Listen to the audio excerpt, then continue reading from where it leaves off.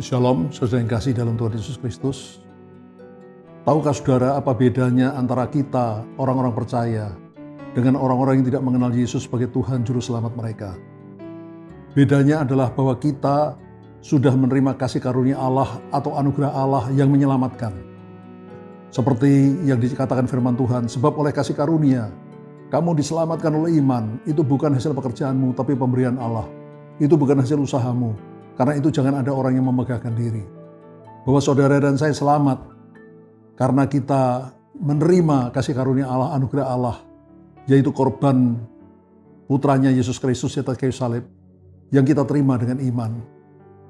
Dengan menerima anugerah Allah melalui iman, maka nama kita tertulis dalam kitab kehidupan di surga.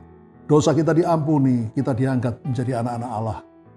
Tapi saudara, kasih karunia Allah yang sudah kita terima itu harus kita kembangkan, harus terus bertumbuh di dalam hidup kita. Seperti tertulis di dalam 2 Petrus pasal 3 ayat 18 yang berbunyi demikian.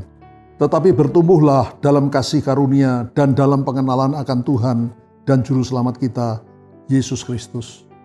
Jadi anugerah Allah, kasih karunia Allah yang sudah kita terima, anugerah keselamatan, itu harus terus kita kembangkan, harus terus bertumbuh dalam hidup kita.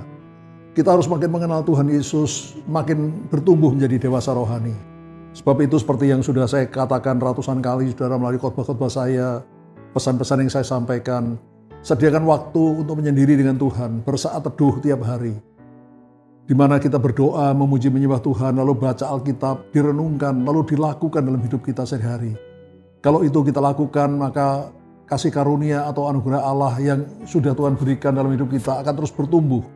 Pengenalan akan Allah akan terus bertumbuh dalam hidup kita, sehingga kita makin lama, makin dewasa secara rohani, punya karakter seperti Kristus, dan hidup kita memuliakan nama Tuhan. Haleluya. Amin.